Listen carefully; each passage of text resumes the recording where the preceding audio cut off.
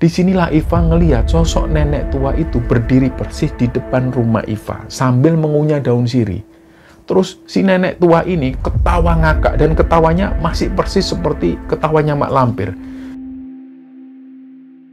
Ayahnya itu memang karakternya temperamen.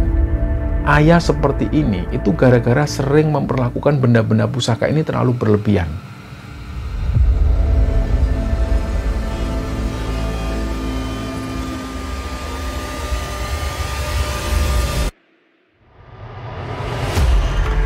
Bismillahirrahmanirrahim. Assalamualaikum warahmatullahi wabarakatuh. Sobat Kembara Sunyi dimanapun teman-teman berada. Pada kesempatan kali ini kami akan membagikan cerita yang dikirim oleh Sobat Kembara yang bernama Iva yang asalnya dari Jogja. Sebelum kita masuk ke ceritanya, untuk teman-teman yang nonton tayangan ini dan belum subscribe, jangan lupa untuk subscribe lebih dulu agar channel Kembara Sunyi ini lebih berkembang lagi dan kami lebih bersemangat lagi dalam membuat konten-konten terbaru di Kembara Sunyi. Dan untuk teman-teman yang telah mendukung kami sejauh ini, kami mengucapkan terima kasih banyak. Semoga amal kebaikan teman-teman dibalas kebaikan berlipat oleh Allah Subhanahu wa Ta'ala.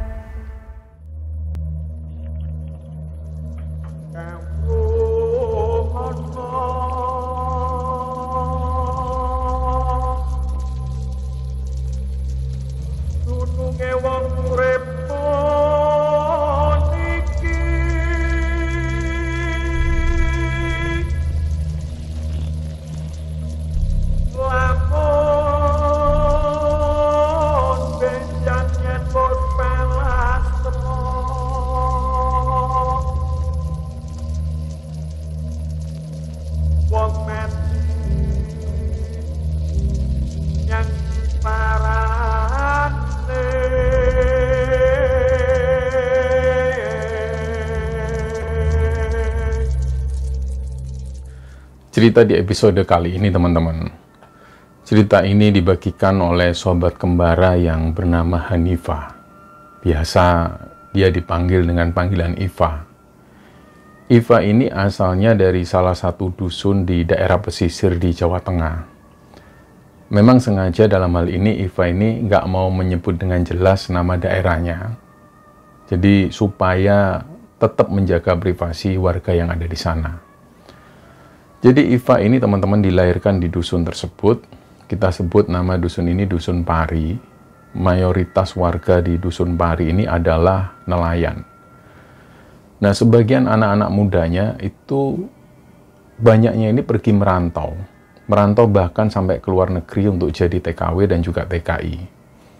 Nah, ada kebiasaan di sana, jadi setiap ada kegiatan apapun, baik itu bersih desa, bahkan sampai untuk urusan pindah rumah sekalipun, mereka ini selalu konsultasi lebih dulu ke seseorang yang dianggap guru spiritualnya.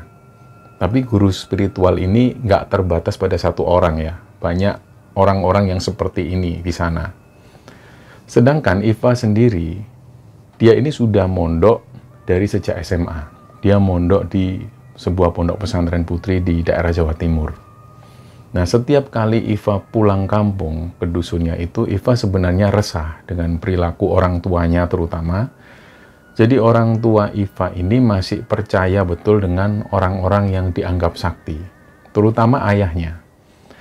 Nah, Iva ini cerita, di rumahnya itu banyak sekali benda-benda pusaka kepunyaan ayahnya.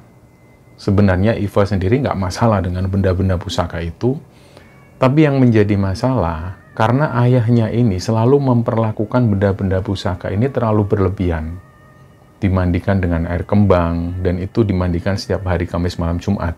Diberi wewangian. Ini pun sebenarnya nggak ada masalah bagi Iva, karena seperti halnya benda, misalnya mobil atau sepeda motor, itu memang harus dimandikan. Dan isi mobil itu juga sering diberi wewangian supaya baunya itu tetap harum. Nggak ada masalah. Tapi yang jadi masalah, ayahnya terlalu berlebihan, apalagi setiap malam satu suro itu selalu dibuatkan ritual khusus untuk pusaka-pusaka yang dimiliki ayahnya ini. Nah, yang membuat Iva ini semakin miris, ayahnya ini bahkan pernah ketahuan minta langsung ke benda-benda pusaka ini. Jadi menjadikan benda-benda pusaka ini sebagai sebagai bisa jadi dikatakan Tuhan. Nah, inilah Ayahnya itu percaya benda-benda pusaka ini bisa memberi kekayaan, bisa memberi jabatan, dan lain sebagainya. Nah, Iva sendiri sudah sering berbincang-bincang dengan ayahnya soal ini. Iva bahkan pernah menceritakan tentang salah satu orang tua temannya di daerah Jawa Timur yang juga kebetulan suka memiliki benda-benda pusaka semacam ini. Tapi ayah dari temannya Iva itu memperlakukan benda-benda pusaka ini sangat biasa. Jadi ayah temannya Iva itu menganggap bahwa benda-benda pusaka ini adalah warisan budaya leluhur yang memang harus dilestarikan dan juga dijaga. Nggak sampai se-ekstrim ayahnya Iva yang selalu memperlakukan benda-benda pusaka ini dengan begitu sucinya. Nah, tapi ketika Iva mencoba membicarakan ini dengan ayahnya itu selalu mencibir Iva. Selalu ayahnya ini bilang, kamu itu masih bau kencur, tahu apa kamu soal ini? Nggak usahlah mendikte ayahmu, kamu itu baru sekolah agama kok sudah sok tahu. Nah, dan macam-macam lah cibiran dari ayahnya itu. Jadi kenapa Iva merasa terganggu dengan benda-benda pusaka peliharaan ayahnya itu? Karena jujur Iva ini sering diganggu dengan sosok-sosok yang menunggu di benda-benda pusaka itu. Dan gangguannya ini benar-benar ekstrim. Sampai bahkan sempat Iva itu hampir celaka karena ini. Nah, suatu ketika, pada saat Iva ini masih duduk di bangku SMP, dia waktu itu pernah pulang larut malam. Kebetulan saat itu ada acara di rumah temannya, dan kebetulan malam itu orang tua dan juga saudara-saudara Iva yang lain ini sudah tidur. Nah, Iva masuk rumah. Ternyata di ruang tamunya itu dia ngelihat ada sosok nenek-nenek duduk ndeprok. Tahu ya ndeprok? Ndeprok itu jadi sosok nenek-nenek ini duduk di lantai dan satu kakinya itu mendongkrong. Nah, si nenek ini sambil nyusur. Nyusur itu aktivitas ngunyah daun sirih. Nah, si nenek-nenek ini beliau itu duduk di sana sambil melototin Iva. Nah, pas Iva tahu keberadaan sosok nenek-nenek ini, Iva menunduk. Dia menyapa nenek-nenek tersebut dan sempat beliau itu bilang, si Iva ini bilang, monggo mbah. Nah, jadi Iva ini teman-teman tidurnya itu satu kamar sama adiknya. Pas Iva ini masuk kamar, dia kaget. Dia baru ngeh, dia baru sadar lah itu tadi siapa? Kenapa kok aku tiba-tiba nyapa nenek-nenek itu? Terus Iva keluar kamar, dia kembali lagi ke ruang tamu, ternyata sosok nenek-nenek ini sudah nggak ada lagi. Akhirnya dia cuci tangan, cuci kaki, terus dia tidur. Nah, dalam tidurnya itu Iva ini mimpi. Dia itu posisinya tidur di kamar, tapi Iva waktu itu dia tidur sendirian. Dia noleh kanan kiri, ini kok adiknya nggak ada di kamar. Karena biasanya Iva ini tidur di kamar bersama adiknya, tapi waktu itu adiknya nggak ada di kamar. Nah, dalam situasi yang seperti itu, dia ngelihat ke arah dinding-dinding kamarnya. Ternyata di situ banyak sekali benda-benda pusaka yang dipunyai ayahnya. Ini semua diletakkan di dinding-dinding kamarnya Iva. Kagetlah Iva, loh. Ini kok benda-benda pusakanya ayah kok ditaruh sini semua? Nah, waktu itu ada yang menarik perhatian Iva. Ada sebuah tombak panjangnya itu kira-kira 1,5 meter. Dan di ujung tombak itu dibungkus dengan kain kafan warna putih. Nah, tiba-tiba tombak ini berubah jadi asap. Terus asap ini berubah menjadi sosok nenek-nenek tua. Nah, sosok nenek tua ini jalan mendekati Iva sambil beliau ini nyusur, sambil ngunyah daun sirih itu. Iva langsung kaget, loh. Ini kan nenek tua yang tadi di ruang tamu. Nah, begitu nenek-nenek ini mendekat, si nenek itu langsung meludahi Iva. Persis di wajah Iva. Jadi wajah Iva ini langsung merah. Bekas daun sirih itu merah-merah semua. Dan baunya itu benar-benar kayak bau got. Busuk banget lah pokoknya. Akhirnya di situ Iva ini nangis. Dia nelongso. Hatinya tuh rasanya sakit banget. Ya Allah, ini kok gini amat si nenek ini memperlakukan aku. Dalam batin Iva ini dia berkata, ini semua gara-gara ayah. Kayak gini ini gara-gara ayah yang memelihara benda-benda pusaka ini. Nah, nggak lama setelah itu Iva pun kebangun. Dia dalam posisi sudah bangun, dia masih terus terisak. Tangisnya itu dia masih nangis. Nah, terus adiknya ini ikut-ikutan bangun, loh. Kenapa nangis, Mbak? Iva bilang, gak apa-apa, sudah kamu tidur lagi, Dek. Dia langsung menuju ke depan kaca. Dia lihat wajahnya, ternyata wajahnya ini bersih, nggak ada bekas cipratan ludah si nenek-nenek tadi. Nah, singkatnya, beberapa waktu kemudian, Iva ini pulang sekolah di siang hari. Siang itu rumahnya sepi. Adiknya juga sekolah, dan kakaknya Iva yang laki-laki itu nggak tahu ada urusan kemana, sedangkan ayah dan ibunya Iva masih ada di pasar, jaga toko. Waktu itu Iva ambil minum, terus dibawa ke kamarnya. Dia puter Walkman. Zaman itu dia masih puter kaset pakai Walkman. Dia dengerin musik dari Walkman, terus tiba-tiba dia dengar ada suara. Wah! Nah, suara ini kenceng banget. Dan terdengar keras di telinga Iva. Jadi akhirnya dia langsung lepas headset. Dia coba dengarkan, ini tadi suara siapa? Ternyata nggak ada suara apa-apa, sepi. Di ruangan itu pun juga sepi. Nggak lama, dia lanjut lagi dengerin musik. Terus dari situ Iva ini mulai nggak tenang. Nah, pas di tengah-tengah dia denger musik, tiba-tiba ada suara lagi. Wah! Nah, disitulah akhirnya Iva langsung lari keluar dari kamar, terus dia duduk di ruang tamu. Padahal waktu itu masih siang hari. Nah, pas di ruang tamu, dia nggak mau denger Walkman lagi. Dia tiduran di atas sofa, dan nggak lama, Iva ini kemudian tertidur. Dalam posisi antara tidur dan juga sadar, dia itu didatengin sosok orang-orang cebol. Ada 3 orang cebol, mohon maaf, bokong Iva ini atau pantat Iva ini dipukul-pukul. Terus si orang cebol ini sambil bilang, ayo, ayo, persis kayak seorang ibu yang lagi menghukum anaknya. Nah, waktu itu Iva nggak bisa gerak. Dia mau teriak juga nggak bisa. Jadi nafasnya itu makin berat. Dia teriak dalam hati, Allahu Akbar, Allahu Akbar. Barulah setelah itu, sosok 3 orang cebol ini hilang. Nah, waktu itu Iva ngeliat, jam ini sudah jam 3 sore. Rumahnya masih sepi, nggak tahu orang-orang ini tumben waktu itu belum pulang. Adiknya Iva ini biasanya sudah pulang jam-jam segitu. Nah, dari situ Iva sudah nggak bisa tidur lagi, dan kira-kira menjelang maghrib, satu persatu keluarganya ini mulai berdatangan. Nah, dari situlah Iva ini cerita ke ayahnya. Diceritakan semua tentang pengalaman horornya itu. Tapi ayahnya ini malah marah.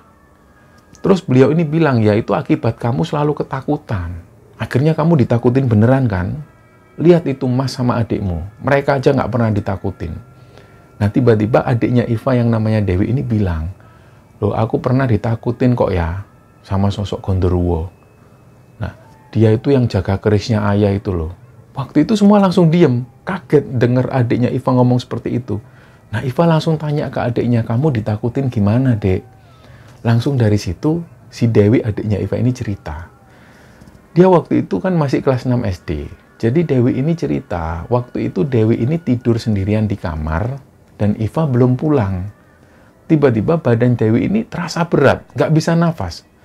Begitu Dewi ini buka mata, dia ngeliat keris ayahnya itu ada di depannya persis. Nah, tiba-tiba keris ini berubah jadi sosok hitam. Bulunya itu lebat semua warna hitam, matanya merah dan giginya itu bertaring. Serem banget lah pokoknya. Dewi waktu itu bener-bener nggak bisa teriak. Terus sosok Gondoruo ini langsung menindih Dewi dari atas. Mohon maaf si Gondoruo ini terus melakukan gerakan seperti layaknya seorang pria yang lagi menyetubuhi seorang wanita. Nah, di situ Dewi ini cuma bisa nangis dalam hati. Karena dia nggak bisa gerak, nggak bisa ngomong sama sekali. Akhirnya nggak lama kemudian samar-samar Dewi mendengar ada suara pintu rumah kebuka. Dan nggak lama setelah itu ternyata Iva masuk kamar, terus bangunin Dewi. Mungkin waktu itu Iva ngelihat Dewi ini kayak mengigau. Nah, baru Iva ingat, oh alah, ternyata yang waktu itu toh Dek, yang waktu itu kakak bangunin kamu. Iya kak, loh kenapa kamu nggak bilang kalau waktu itu kamu baru digangguin Gondoruo? Nah, si Dewi ini mengaku dia takut memang waktu itu. Dia takut untuk cerita juga. Karena sejujurnya Dewi juga tahu. Dia mengamati ketika Iva cerita ke ayahnya soal pusaka-pusaka itu dan soal gangguan-gangguannya kepada ayahnya. Ayahnya ini selalu marah dan selalu menyalahkan Iva. Dari sinilah Dewi ini nggak mau. Nantinya pasti dia malah dimarahin ayahnya. Nah, akhirnya semua diem waktu itu. Nggak ada yang berani bicara. Terus ayahnya Iva ini bilang, kalian itu loh cerita kayak gini-gini terlalu mengada-ngada. Ayah ini loh nggak pernah diganggu sama sekali. Kalian itu karena terlalu takut sih, makanya sering diganggu. Ah, sudahlah, pokoknya ayah nggak mau dengar kalian bahas-bahas ini lagi. Aneh-aneh kalian itu. Nah, singkatnya, Iva ini masih sering diganggu ternyata oleh sosok-sosok ini. Dan pada saat Iva lulus SMP, Iva menyampaikan ke ayahnya kalau dia ini pingin mondok di Jawa Timur. Sebenarnya di satu sisi lain, Iva ini pingin pergi dari rumah. Dan satu-satunya cara adalah dia harus mondok. Nah, di situ ternyata ayahnya pun setuju Iva mondok. Dan sejak saat Iva ini mondok, ternyata gangguannya ini nggak selesai. Sosok yang menghuni di pusaka ayahnya Iva itu ternyata mengikuti Iva sampai ke pondok. Jadi ketika Iva ada di pondok, sering ada kejadian kesurupan. Dan setiap kali ada santri yang kesurupan, ini dicoba untuk diajak bicara. Santri-santri yang ada di sana sering banget ngajak ngobrol orang yang kesurupan ini, termasuk ustazah-ustazah mereka. Dan ketika anak yang kesurupan diajak bicara, suara mereka ini selalu berubah jadi sosok nenek tua. Dan Iva selalu menyaksikan, pokoknya setiap kali ada temannya yang kesurupan, Iva ini selalu menyaksikan anak yang kesurupan ini. Suatu ketika, kondisinya waktu itu semua lagi ngaji kitab di kelas. Pas situasi ini tenang, tiba-tiba ada salah satu teman yang teriak kenceng. Terus sosok ini atau si anak ini, dia langsung berdiri. Dia jalan menghampiri teman-temannya di kelas, terus tangannya itu sambil ke belakang. Dia jalan dari arah belakang sampai ke depan, sambil ngeliatin satu persatu santri yang ada di sana. Termasuk Iva ini juga dilihat. Jadi persis kayak seorang guru atau seorang ustadzah yang mengawasi santriwati-santriwatinya. Dia jalan sambil tegas, sambil melirik. Waktu itu nggak ada satupun santriwati yang berani melihat ke arah anak yang kesurupan ini. Nah, karena semua sudah tahu bahwa si anak ini kesurupan, mereka takut, nggak berani ngelihat matanya. Tapi giliran ketika Iva yang didekati oleh sosok anak yang kesurupan, Iva itu langsung memandang ke arah matanya. Nah, disinilah samar-samar Iva itu ngelihat wajah temennya yang kesurupan itu, ini tiba-tiba berubah jadi sosok nenek tua yang sering ditemui Iva di rumahnya. Iva kaget lah, loh kok ada nenek ini? Dari sinilah Iva mulai bertanya-tanya, kenapa ya kok nenek tua ini ada di sini, kok ngikut di pondok itu? Iva tahu sosok nenek ini adalah sosok yang menghuni di tombak pusaka ayahnya. Tapi yang dipikirkan Iva, loh kenapa kok dia ngikut sampai di sini? Bahkan sampai sering merasuki teman-temannya.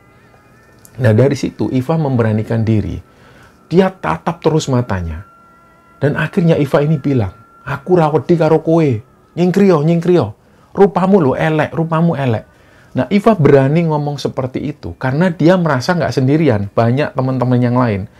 Nah, dan hari itu juga masih siang kondisinya. Selain itu, Iva ini juga sudah jengkel dengan sosok ini. Sudah lama sekali dia terganggu dengan sosok nenek tersebut. Nah, dari situlah Iva malah semakin jengkel, karena ternyata sosok nenek-nenek ini ngikutin Iva sampai ke pondok. Dan setelah si Iva bentak kepada anak yang kesurupan tersebut, sampai Iva ngomong bahwa rupamu elek, dia bilang wajahnya jelek, ternyata sosok ini malah ketawa. Dan ketawanya itu ngakak, persis banget kayak ketawanya Mak Lampir di film-film itu. Wah, kakak. Nah, teman-teman Iva waktu itu ketakutan semua, sampai ada yang nangis. Nah, Ustadzah waktu itu sudah nggak ada di kelas. Mungkin ustadzah ini lagi cari bantuan. Jadi pas sosok ini ketawa, seperti ketawanya Mak Lampir itu, ustadzah ini akhirnya datang bersama beberapa ustadzah yang lain. Jadi langsunglah anak yang kesurupan ini dipekap dan dibacakan doa, terus telinganya itu ditiup. Seketika itu juga, dia langsung lemes dan sadar dari kesurupannya. Nah, dari sinilah Iva itu semakin yakin bahwa sosok nenek penunggu pusaka ayahnya itu benar-benar mengikuti Iva sampai ke pondok. Dan gak lama setelah kejadian kesurupan itu, ada lagi kejadian yang hampir mirip ceritanya. Malam itu pas mereka semua sudah tidur, Iva ngelihat ada salah satu temannya ini yang bangun. Suasana kamar asrama ini kan gelap, jadi cuma diterangi lampu dari lorong luar. Samar-samar di situ Iva ngelihat temannya ini bangun, kira-kira waktu itu sekitar jam 1 lah. Nah, ketika temannya ini bangun, langsung sudah dalam posisi sudah pakai mukena. Inilah yang membuat Iva itu kaget loh. Kok anak ini bangun-bangun sudah pakai mukena? Padahal waktu tidur nggak pakai mukena. Apa dia ini tidurnya pakai mukena? Di situ Iva tetap penasaran, dia lihat terus. Ternyata ada santriwati lain yang tidurnya di samping Iva. Kebetulan dia ini juga bangun. Dia itu nyolek Iva dari belakang. Fa, nggak usah dilihat, nggak usah dilihat. Tapi Iva ini masih terus ngeliat. Dia penasaran. Dan akhirnya sosok anak yang pakai mukena ini, dia loncat. Dan loncatnya itu aneh, nggak normal sama sekali. Dia loncatnya itu kayak melayang. Dan loncatannya itu agak jauh. Jadi kamar asrama ini kan lumayan besar. Dan sosok yang pakai mukena ini loncat itu dengan jarak 1 meteran. Terus loncat lagi. Nah, pemandangan yang membuat Iva dan teman yang ada di belakangnya itu kaget. Karena seketika sosok yang pakai mukena ini tiba-tiba nembus tembok. Disitulah akhirnya Iva dan temannya ini jerit ketakutan. Yang membuat akhirnya teman-teman yang lain ini bangun. Mereka semua santri-santriwati yang lain bangun kaget. Mereka tanya, ada apa, Fa? Ada apa, Fa? Iva teriak, ada pocong, ada pocong, ada pocong. Nggak lama kemudian, pengawas asrama ini datang. Beliau ini tanya, ini ada apa kok ribut-ribut? Itu Mbak, tadi ada pocong, Mbak. Nah, pengawasnya ini cuma diem. Terus beliau bilang, ya sudah, sana kalian wudhu lagi sebelum lanjut tidur. Dan ternyata beberapa minggu setelah itu, ada lagi santriwati itu yang kerasukan. Dan pada saat itu juga sama, dia ini kerasukan sosok nenek tua. Ketawanya itu persis seperti mak lampir. Inilah yang bikin mereka semua merinding. Tapi pas santriwati ini kerasukan, Iva sudah tahu ini pasti yang merasuki, ini pasti sosok nenek tua itu, yang ngikutin Iva selama ini. Akhirnya Iva mendekat. Iva sempat ngeliat wajah temennya yang kerasukan itu. Ternyata bener, lama-lama itu wajahnya berubah jadi sosok nenek tua. Nah, dari situlah Iva ini mulai membacakan bacaan-bacaan surat-surat. Terus ditiupkan ke air, dan air ini disiramkan ke wajah anak yang kesurupan itu. Awalnya setelah anak ini kena siraman air yang dicipratkan oleh Iva, dia itu nunduk. Nah, gak lama setelah itu, dia ini dongakkan lagi wajahnya, sambil ketawa-ketawa lagi. Persis seperti mak lampir. Nah, Iva nggak kuat mendengar suara yang serem itu. Dia akhirnya mundur sambil agak ketakutan. Nah, selain itu, para ustadzah ini datangnya juga telat. Waktu itu mereka belum datang. Barulah setelah 15 menit kemudian, para ustadzah ini datang. Yang mereka lakukan ini masih sama. Jadi tubuh anak yang kesurupan itu dibekap, terus dibisikkan ayat-ayat Quran di telinganya, terus ditiup ke arah telinganya. Barulah si anak yang kesurupan ini mulai tenang. Nah, suatu ketika ada kunjungan dari keluarga santri di pondok. Di kesempatan ini, Iva waktu itu juga dijenguk oleh orang tuanya. Jadi, Iva kemudian menceritakanlah cerita ini ke ayah dan juga ibunya. Dia ungkapkan bahwa dia merasa terganggu dengan sosok nenek tua ini. Nah, ayahnya Iva waktu itu malah nanya, loh, kamu kok yakin toh Mbak yang merasuki teman-temanmu itu sosok penunggu di rumah kita? Kamu ngawur kamu itu. Nah, Iva ini sudah menjelaskan pelan-pelan ke ayahnya dari awal kedatangan sosok nenek tua ini sampai pada akhirnya ketika sosok nenek tua ini mengikuti Iva sampai ke pondok. Tapi ayahnya Iva ini tetap nggak percaya. Ya sudahlah, yang penting Iva ini sudah menjelaskan ke ayahnya soal itu. Dia bilang ke ibunya, si Iva ini, yang penting Bu, Iva sudah cerita ke ayah. Terserah ayah mau percaya apa enggak. Yang jelas Iva ini diikutin sosok nenek tua itu. Dia ini penunggu benda pusaka, tombak yang ada di rumah itu loh Bu. Karena menurut Iva ini tahu betul lah karakter ayahnya. Ayahnya ini jelas nggak mau disalahkan. Orangnya nggak mau ngalah. Nah, singkatnya di tahun ketiga, ketika Iva mondok, ada sebuah kabar yang membuat Iva ini benar-benar shock. Sore itu, Iva ini dapat panggilan telepon. Dia akhirnya jalan menuju ke kantor pondok. Waktu itu Iva sebenarnya sudah merasa ada yang aneh.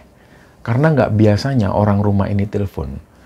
Dan yang kedua, pas dia jalan menuju ke kantor pondok, ustazah yang mendampingi atau ustazah dari pengurus pondok ini, dia jalan sambil terus megang pundak Iva.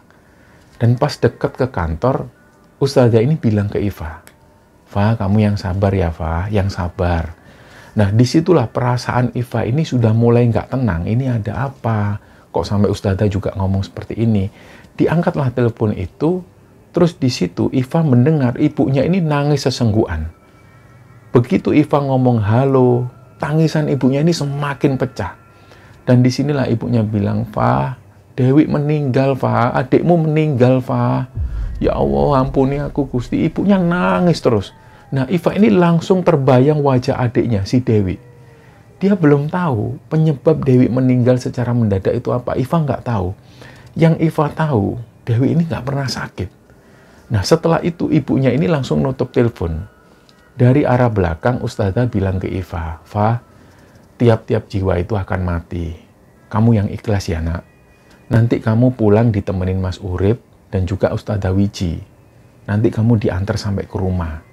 Sekarang kamu kemas-kemas aja dulu, barang-barangmu kamu kemasi." Nah, waktu itu Iva ini belum nangis. Dia jalan menuju ke kamar asrama. Jadi pada saat itu semua santriwati ini lagi ada jam belajar mengajar di kelas. Iva masuk ke kamar asrama itu, dia kemasi barang-barangnya. Nah, pas mengemasi barang-barangnya ini, Iva ngeliat ada buku catatan di situ. Langsunglah Iva ini nangis karena keinget adiknya si Dewi. Karena buku catatan ini diambil Iva pas dia benar-benar mau berangkat ke pondok. Ceritanya pagi itu, pas Iva ini mau balik ke pondok setelah dia liburan di rumah, Iva ini lupa beli buku catatan. Nah, berhubung hari itu masih pagi banget, dia mau balik ke pondok, Iva bilang ke adiknya, "Dek, bukumu tak pakai dulu ya, nanti biar diganti ibu." Terus akhirnya Dewi ini masuk ke dalam kamar, dia ambil buku catatannya itu, dan buku catatan ini sudah dipakai oleh Dewi, sekitar 2 lembar di bagian depan, sudah ditulis oleh tulisan tangan Dewi. Tapi Iva tetap pakai untuk sementara pikirnya. Nah, pada saat dia mengemasi barang-barangnya itu, ketika ada di pondok, dia mau pulang, dia ngelihat buku catatan punyaan adiknya ini. Di situ juga masih ada tulisan tangan Dewi di lembar bagian depan. Disinilah Iva sudah nggak bisa nahan tangisnya, dia nangis sesenggukan, dia langsung ingat adiknya. Jadi dari situ, Iva menyadari adiknya sudah nggak ada lagi. Allah lebih sayang kepada Dewi. Nah, singkatnya Iva ini diantar oleh Mas Urip dan juga Ustadzah Wiji. Mas Urip ini supir pondok di sana. Nah, perjalanan waktu itu ditempuh sekitar 4 jam. Singkatnya, sampailah Iva di dusunnya, dan suasana di rumah Iva itu sudah rame banget. Begitu Iva turun dari mobil, dari kejauhan, Iva bisa ngelihat jenazah adiknya yang sudah dipocong waktu itu. Iva nggak bisa lari. Dia cuma jalan pelan, sambil dia terus terbayang wajah adiknya.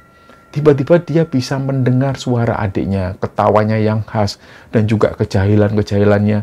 Tiba-tiba Iva nangis sejadi-jadinya. Dan belum sampai menginjakkan kaki di rumah, Iva jatuh pingsan. Dan dalam keadaan pingsan itulah, Iva nggak ingat apa-apa, tapi dia itu seperti mengalami sebuah mimpi. Tapi mimpinya ini kayak benar-benar nyata. Tiba-tiba di situ, Iva ngeliat Dewi ini duduk sendirian di depan rumah. Iva langsung lari ke arah rumah. Dia peluklah adiknya itu. Dia peluk Dewi. Dewi waktu itu cuma senyum. Tapi tangan Dewi ini nggak memeluk Iva. Seolah tangan Dewi ini terikat sesuatu. Nah, Iva terus-terusan menciumi Dewi sambil Iva ini nangis. Dalam situasi itu, sebenarnya Iva sudah tahu bahwa Dewi ini sudah meninggal.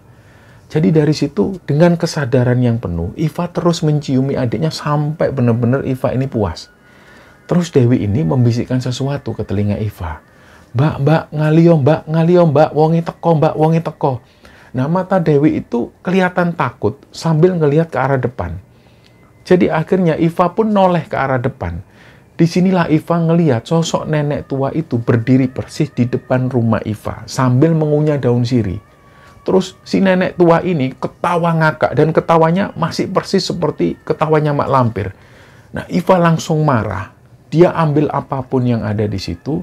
Iva ngelihat waktu itu ada sandal di depan rumahnya. Dilemparlah nenek tua ini pakai sandal. Terus tiba-tiba Iva ini dapat bisikan. Nggak tahu bisikan dari siapa. Suara bisikan ini sosoknya laki-laki. Nah, si laki-laki ini bilang, "Kamu ambil 7 buah kerikil, bacakan doa ta'awudz, dan lemparkan ke arah nenek-nenek itu." Langsung spontan Iva ini ambil 7 buah kerikil. Dibacakanlah doa ta'awudz, dan langsung 7 kerikil ini dilempar ke arah sosok nenek tua itu. Dan baru sampai lemparan kelima, sosok nenek ini menjerit kesakitan, terus tubuhnya itu mulai terbakar. Nah, pada saat bersamaan, Iva sadar dari pingsannya. Dia waktu itu dipeluk oleh Bude dan juga kakak laki-lakinya.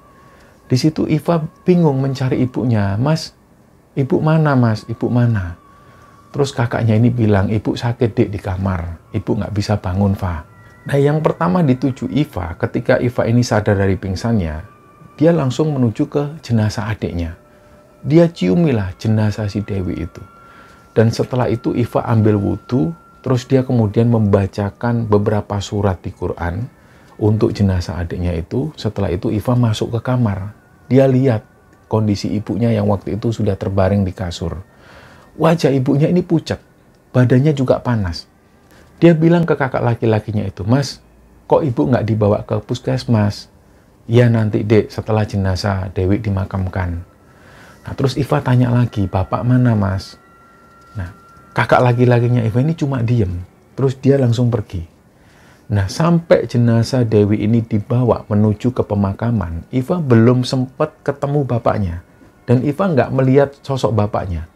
Barulah ketika dia ada di liang lahat, Iva ngelihat bapaknya ini ternyata sudah ada di dalam liang lahat.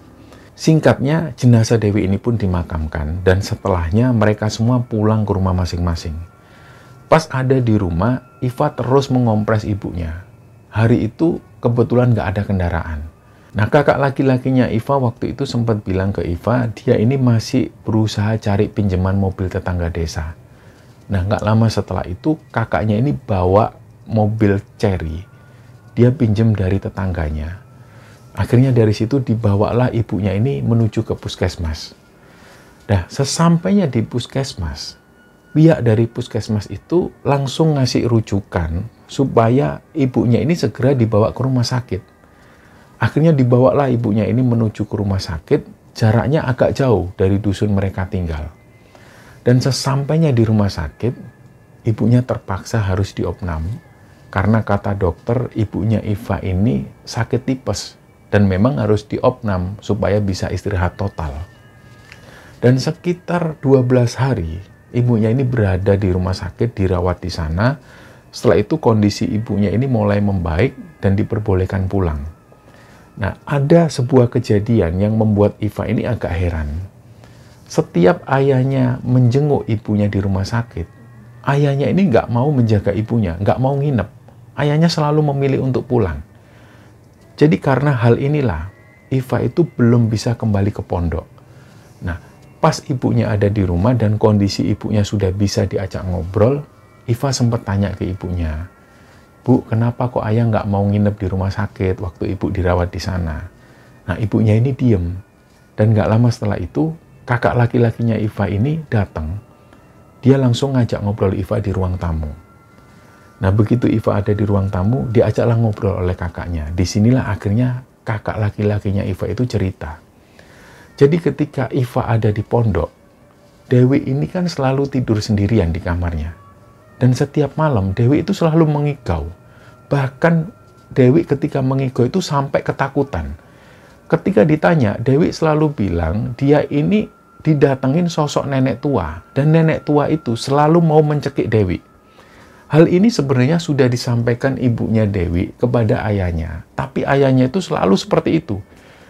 Beliau ini selalu menganggap hal ini nggak perlu ditakutkan. Jadi hampir setiap malam Dewi ini selalu ketakutan. Sampai-sampai Dewi ini kayak orang yang mengalami fobia. Pernah malam itu Dewi ini ada di kamarnya. Tiba-tiba lampu mati. Dewi itu teriak-teriak ketakutan. Jadi langsunglah ibunya ini menghampiri ke kamar Dewi. Di situ ibunya ngelihat Dewi ini nangis ketakutan. Si Dewi bilang dia barusan ngelihat ada sosok nenek tua di kamarnya. Katanya si nenek tua ini bawa tombak besar dan tombaknya itu tajam. Dan dia bilang bahwa Dewi ini mau dibawa ke alamnya. Nah, ketakutan-ketakutan Dewi ini semakin menjadi-jadi. Dari sinilah ibunya mulai bilang ke ayahnya supaya segera memindahkan benda-benda pusaka itu ke rumah adiknya, yang tidak lain adalah Pak Leknya Iva itu. Dulu memang benda-benda pusaka ini lebih banyak disimpan di rumah Pak Leknya Iva. Tapi nggak tahu kenapa, semakin hari, lama-lama pusaka-pusaka ini dipindahkan ke rumah ayahnya. Mulai dari situlah sering ada gangguan-gangguan yang dialami oleh Iva dan Dewi. Nah, pas ibunya ngomong seperti itu ke ayahnya, menyarankan supaya benda-benda pusaka ini dipindahkan ke rumah adik ayahnya Iva ini malah tersinggung. Dia marah waktu itu sampai banting-banting barang yang ada di rumah. Nah, kalau ayahnya sudah seperti itu, sudah nggak ada lagi yang berani mendekat. Jadi pada suatu hari, Dewi ini pamit berangkat ke sekolah. Biasanya Dewi berangkat dan juga pulang sekolah itu selalu diantar oleh becak langganannya. Nah, berangkatlah Dewi ke sekolah diantar tukang becak langganannya itu. Nama tukang becak langganannya ini Pak Ji. Setelah mengantar Dewi ke sekolah, Pak Ji itu biasanya pulang ke rumah merawat burung-burung peliharaannya. Tapi hari itu, Pak Ji nggak langsung pulang ke rumah. Beliau langsung menuju ke rumah Dewi, menemui ibunya Dewi. Disinilah Pak Ji itu cerita ke ibunya Dewi. Ini begini Bu Aning, tadi itu saya ngelihat Dewi itu ketakutan banget di jalan. Sampai dia ini sempat jatuh dari becak. Lah saya itu kaget. Terus ibunya Dewi ini tanya, loh kenapa Pak Ji memangnya? Itu loh Bu, katanya Dewi ini diikuti nenek-nenek tua, katanya wajahnya serem.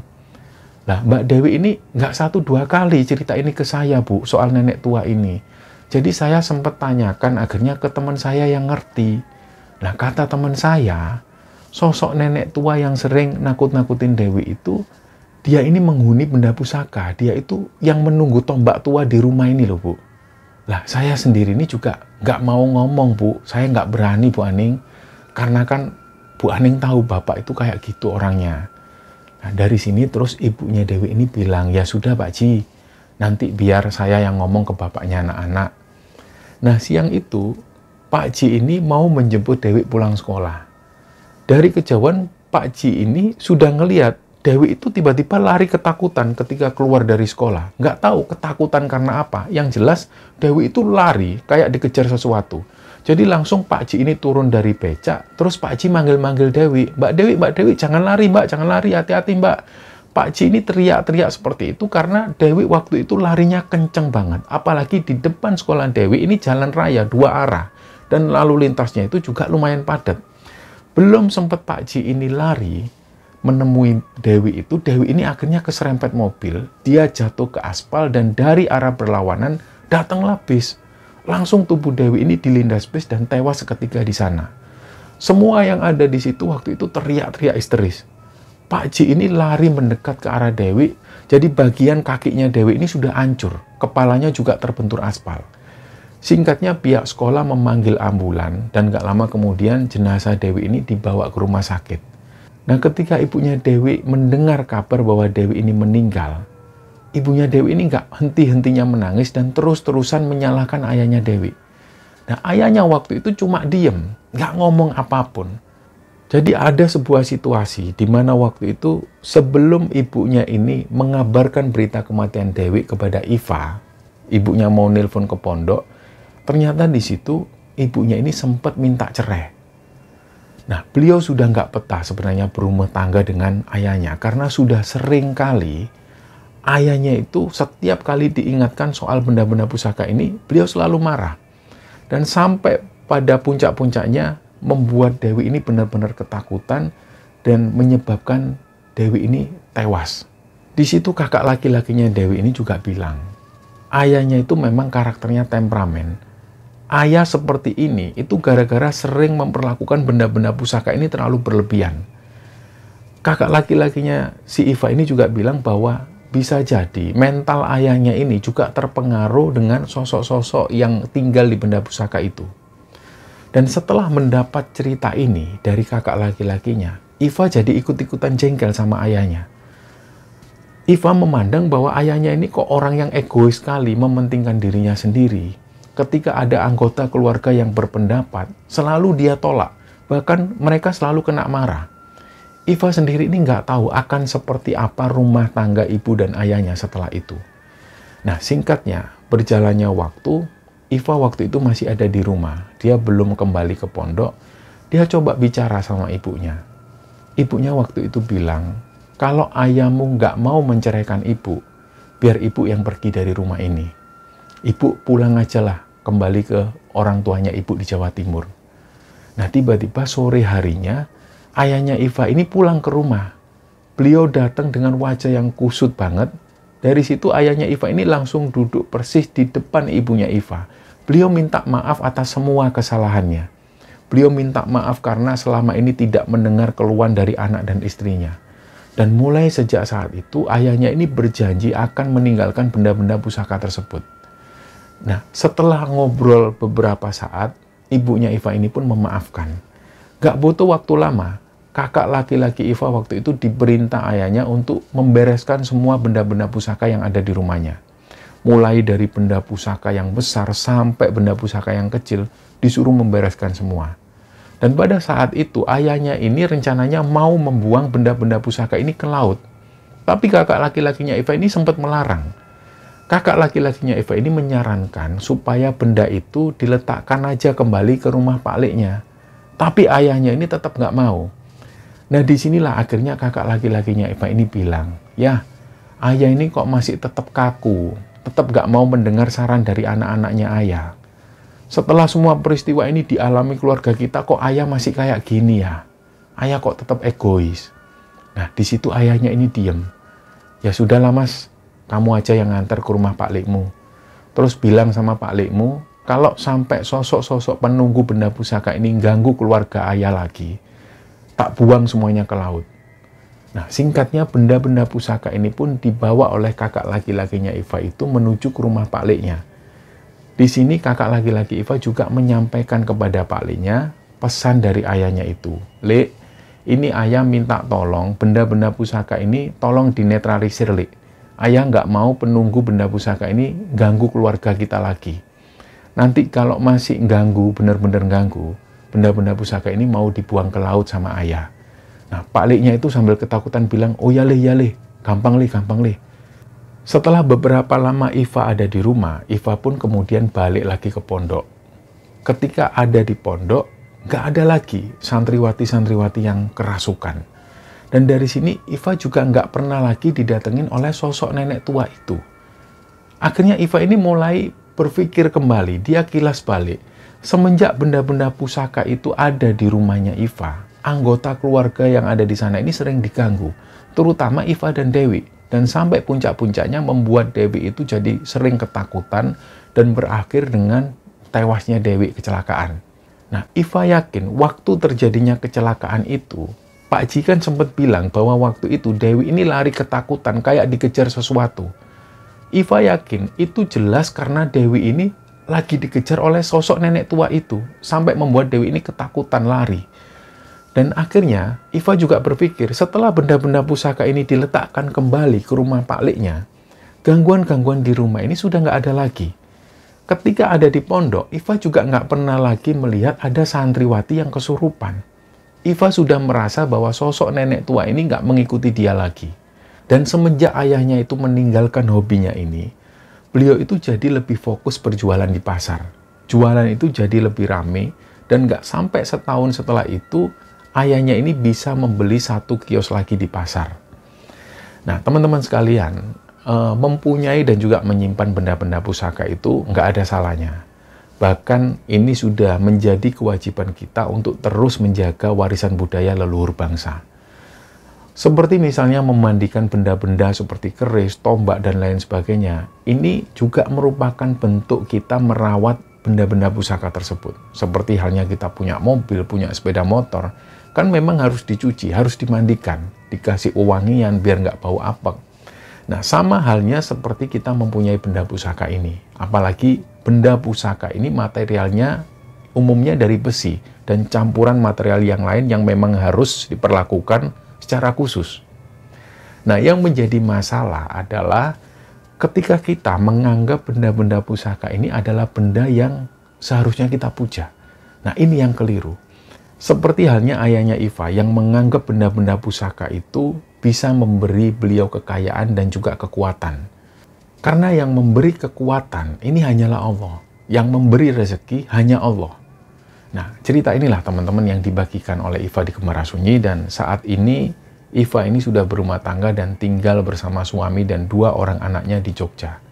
Dan semoga kisah ini bisa kita ambil hikmah dan bisa kita ambil pelajaran di dalamnya. Mohon maaf kalau ada salah-salah kata. Wassalamualaikum warahmatullahi wabarakatuh.